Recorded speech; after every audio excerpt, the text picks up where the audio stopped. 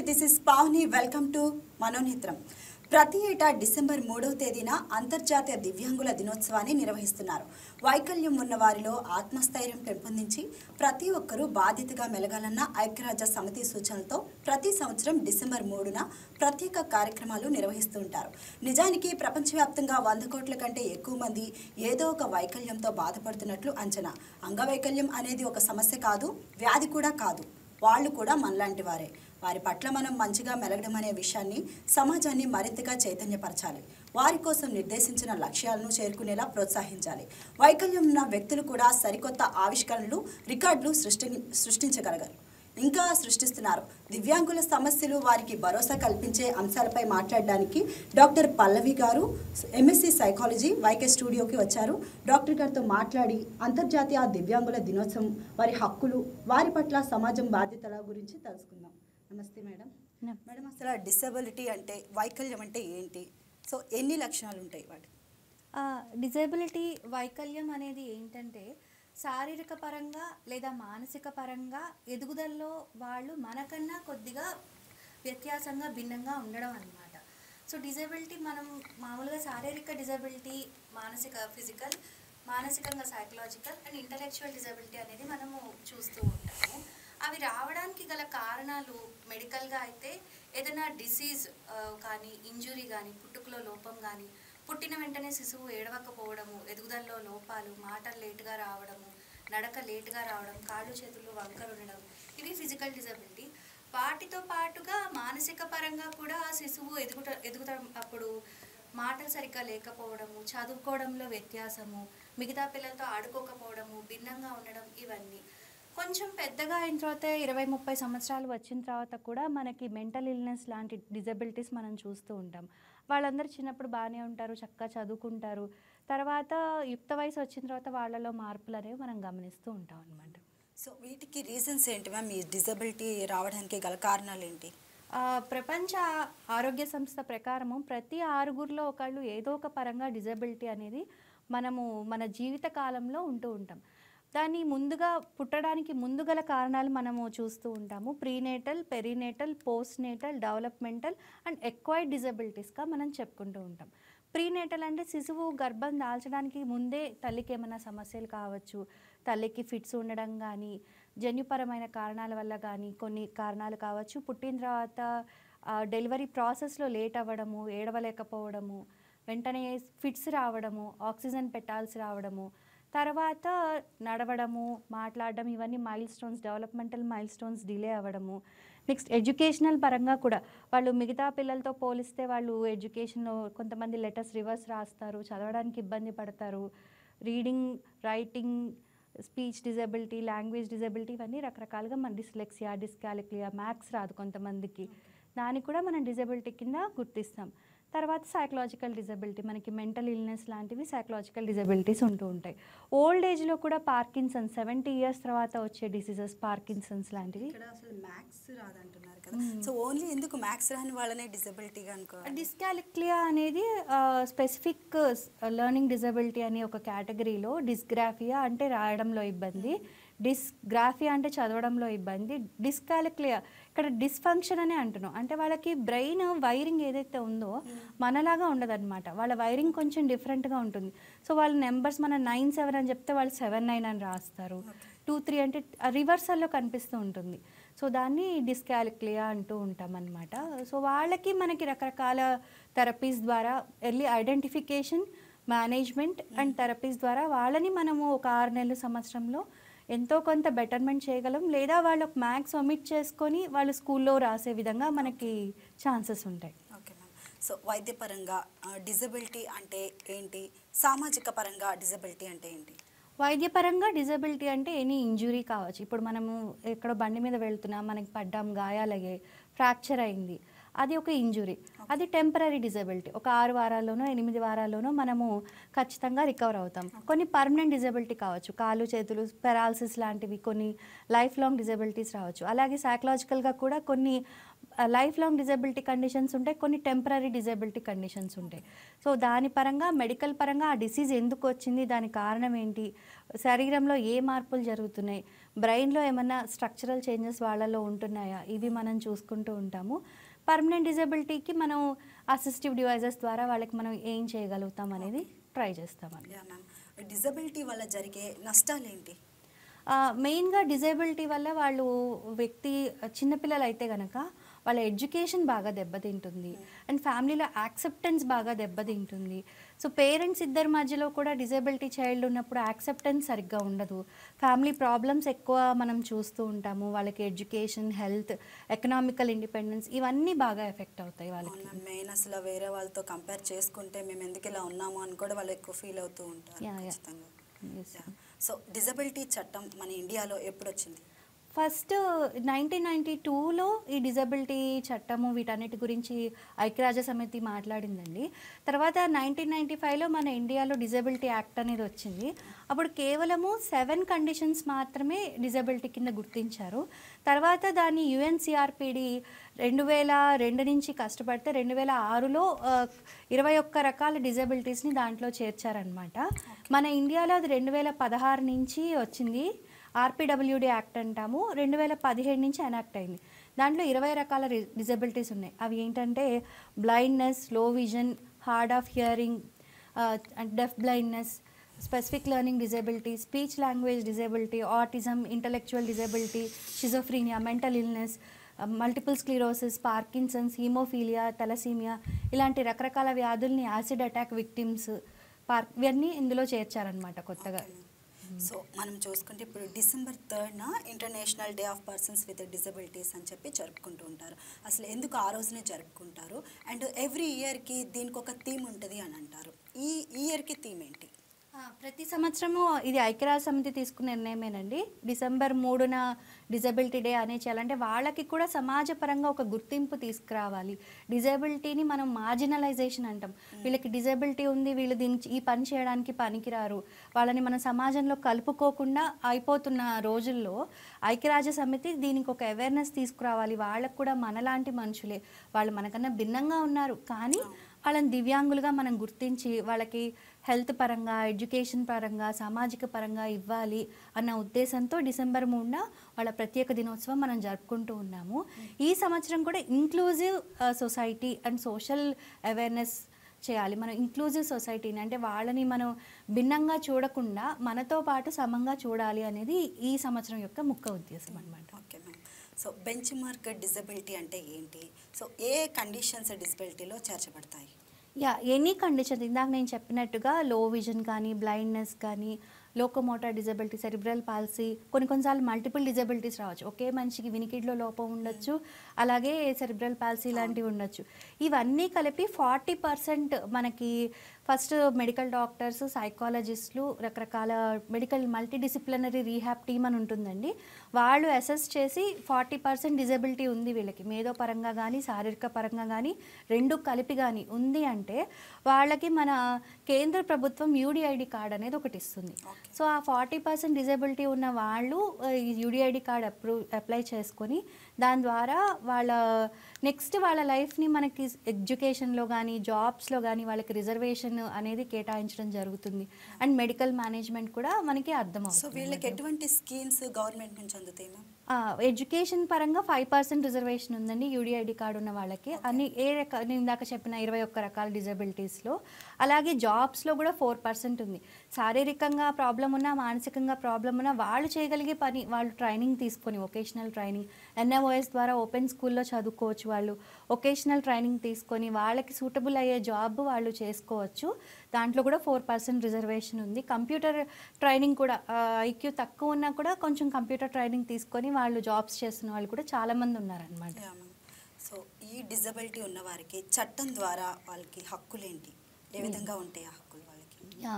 UNCRPD ప్రకారము disability ఉన్న వాళ్ళకు కూడా right to education, right to health, right to respect there inherent dignity, అంటే వాళ్ళని వ్యక్తిగా మనం గుర్తించడము, చిన్నపిల్లల్ని లేకపోతే డిజబిలిటీ ఉన్న ఆడవాళ్ళకి స్పెషల్ ప్రొటెక్షన్, వాళ్ళకి ఒక హోమ్ అనేది ప్రాపర్ హోమ్ అనేది ఉండాలి, వాళ్ళ మీద వైలెన్స్ ఉండకూడదు, రైట్ టు ఓట్ అనేది వాళ్ళకి కల్పించింది అనమాట.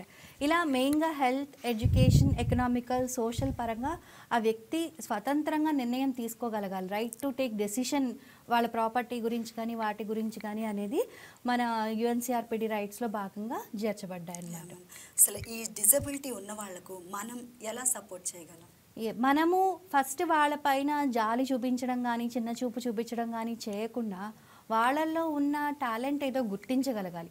First early identification is always better అండి. చిన్నపిల్లల్లో కనుక మనం ఫస్టే వాళ్ళని కనుక ఐడెంటిఫై చేస్తే వాళ్ళ ఎదుగుదల లోపాలు ఉన్నప్పుడే మనము రకరకాల థెరపీస్ ద్వారా వాళ్ళకి ట్రీట్మెంట్ ఇవ్వచ్చు. తర్వాత కొంచెం పెద్దయ్యాక కూడా ఎవరైతే సామాజిక పరంగా వాళ్ళు కొంచెం డీవియేట్ అవుతున్నారు సైకలాజికల్గా, వాళ్ళకి కొంచెం కొన్నాళ్ళ నుంచి నిరాశ, నిస్పృహ ఉంటుంది అన్నప్పుడు వాళ్ళని గుర్తించి సరైన ట్రీట్మెంట్, చికిత్స ఇప్పించి సరైన వొకేషనల్ ట్రైనింగ్లో కనుక వాళ్ళని పెట్టి వాళ్ళకు ఉండే బెనిఫిట్స్ తోటి ఎడ్యుకేషన్ కనుక వాళ్ళకి ఇప్పిస్తే మనం వాళ్ళకి చేయూతనిచ్చిన వాళ్ళం అవుతాం. మనం జాలి మాత్రం చూపించనక్కర్లేదు, వాళ్ళని సొంతంగా బతికేలాగా మనం చేయూతనివ్వాలి ఖచ్చితంగా. సో ఈ డిజబిలిటీకి సంబంధించి అసిస్టివ్ డివైజెస్ అంటే ఏంటి?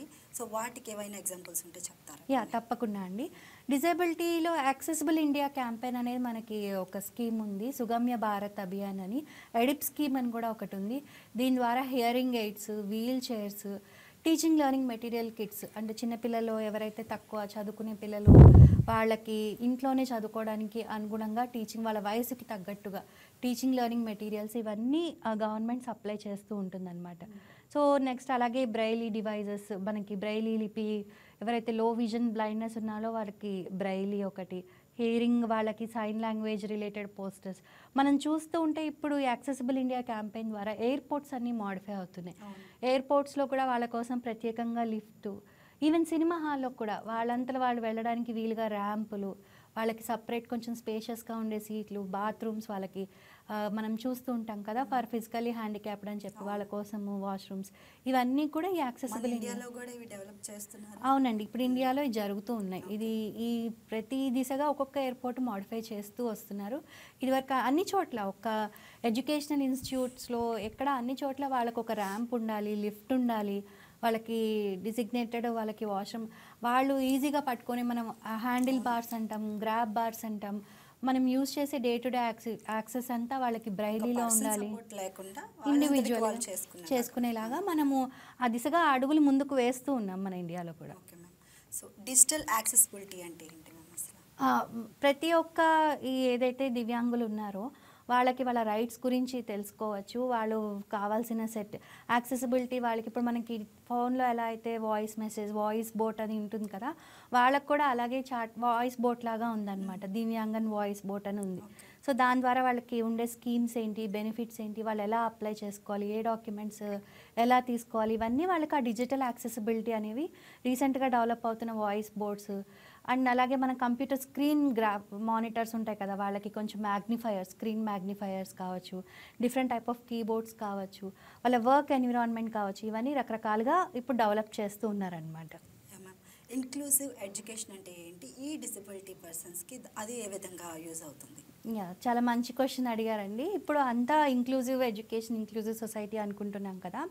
సో ఇప్పుడు మనం చెప్పుకున్న 21 డిజేబిలిటీస్ ఏవైతే ఉన్నాయో వాళ్ళకి ఉన్న రైట్ టు ఎడ్యుకేషన్ యాక్ట్ ప్రకారము వాళ్ళు నార్మల్ పిల్లల్లానే వాళ్ళకుండే కెపాసిటీలో చదువుకోగలిగే అవకాశం ఉంటే, ఫిజికల్ డిజేబిలిటీ ఉన్నా, ఇంటలెక్చువల్ డిజేబిలిటీ లేకపోతే వాళ్ళు మామూలుగా గవర్నమెంట్ స్కూల్స్కి వెళ్ళొచ్చు, ఏ స్కూల్కి అయినా వాళ్ళు చదువుకోవచ్చు. డిజేబిలిటీ కారణంగా స్కూల్లో టీచర్ మేము చేర్చుకోము అనడానికి వీలు లేదనమాట.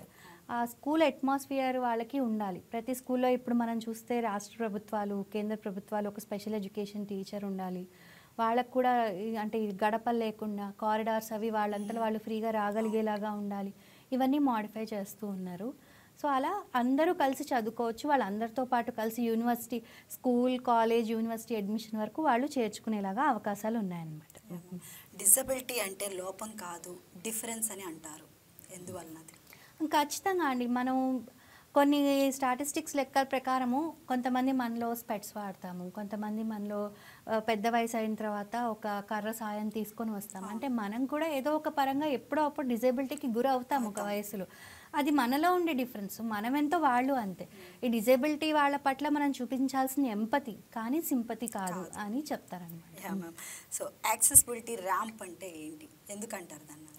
యాక్సెసిబిలిటీ ర్యాంప్ అంటే ఇందాక మనం అనుకున్నట్టు ఇన్స్టిట్యూషన్లో కానీ, ఎడ్యుకేషనల్ ఇన్స్టిట్యూషన్స్లో కానీ, సినిమా హాల్స్లో కానీ, ఎయిర్పోర్ట్ కానీ, రైల్వే స్టేషన్స్లో కానీ వీల్ చైర్ లేదా క్రచెస్, ఎవరైతే వాకర్స్, కేన్స్, క్రచెస్ ఇవి యూస్ చేస్తారో అసిస్టివ్ డివైజెస్, వాళ్ళంతలో వాళ్ళు సొంతంగా రాగలిగేలాగా స్టెప్స్ కన్నా ఇదైతే ఫ్రీగా ఉంటుంది కాబట్టి ర్యాంప్ అనేది యూస్ చేస్తారన్నమాట. బ్రెయిలీ సిస్టమ్ ఎందుకు అంత ఇంపార్టెంట్?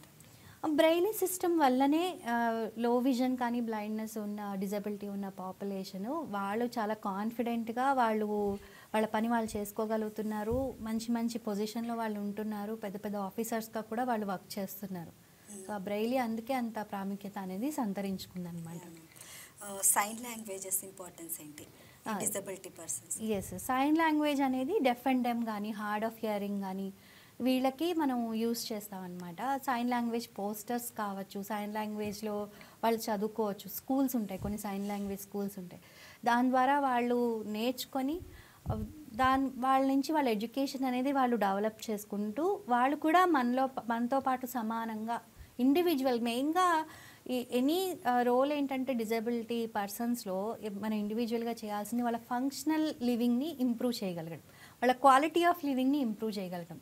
దీని ద్వారా వాళ్ళ క్వాలిటీ ఆఫ్ లివింగ్ అనేది చాలా ఇంప్రూవ్ అవుతుంది. ఈ బ్రైలీ సిస్టమ్ కావచ్చు, యాక్సెసిబిలిటీ మెథడ్స్ కావచ్చు, బ్రైలీ ఇవన్నీ అనమాట. సో ఈ ఆటిజం ఉన్న వాళ్ళతో మనం ఏ విధంగా మాట్లాడాలంటారు? ఆటిజం అనేది మెయిన్గా ఒక డెవలప్మెంటల్ ప్రాబ్లం అండి. చిన్న వయసు పిల్లల్లో మెయిన్గా మనం గమనించేది సోషల్ ఇంటరాక్షన్ చాలా తక్కువ ఉంటుంది. అలాగే restricted interest and repetitive behaviours అంటాం. అంటే ఒకదాని మీదే ఇంట్రెస్ట్ చూపించడం, ఆడిన బొమ్మతోనే ఎక్కువసేపు ఆడడం, గంటలు గంటలు స్పెండ్ చేయడం, దీని ద్వారా సోషల్ కమ్యూనికేషన్ వాళ్ళలో ఎఫెక్ట్ అవుతుంది. అది ఒక న్యూరో డైవర్జెంట్ ప్రాబ్లం. ఆటిజం అనేది కూడా మనం 21 డిజబిలిటీస్లో ఒకలాగా ఉంటుంది. దీన్ని మనం చిన్న పాప 18 నెలల వయసు అప్పటి నుంచే మనం గుర్తించవచ్చు. ప్రాపర్ డయాగ్నోస్ చేయడానికి 3 సంవత్సరాలు పడుతుంది.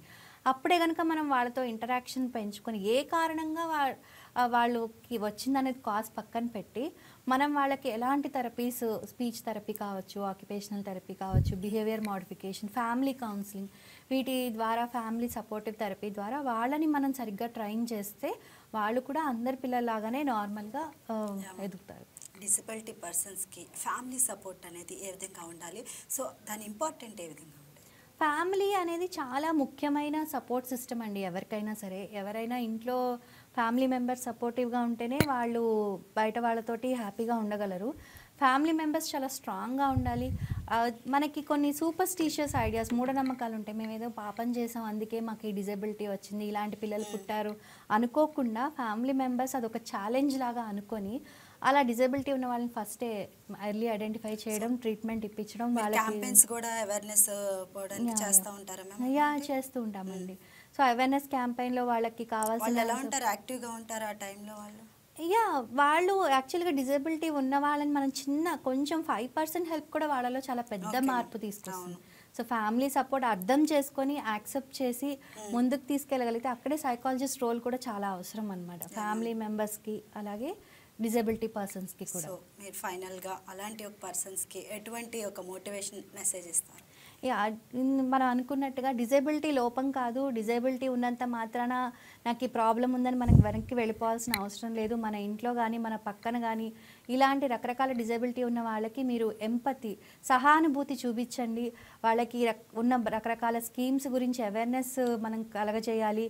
ఈ ఇంటర్నేషనల్ డిజబిలిటీ డే పరంగా డిజబిలిటీ వాళ్ళని మనం సపరేట్గా చూడకుండా మనతో పాటు వాళ్ళకు కూడా సరిగ్గా సమాజంలో ఉండే అన్ని రకాల బెనిఫిట్స్ని అందేలాగా మనము అందరం ధ్యేయం చేద్దాం ఈ సంవత్సరం. Thank you so much ma'am, చాలా బాగా చెప్పారు. Thank you.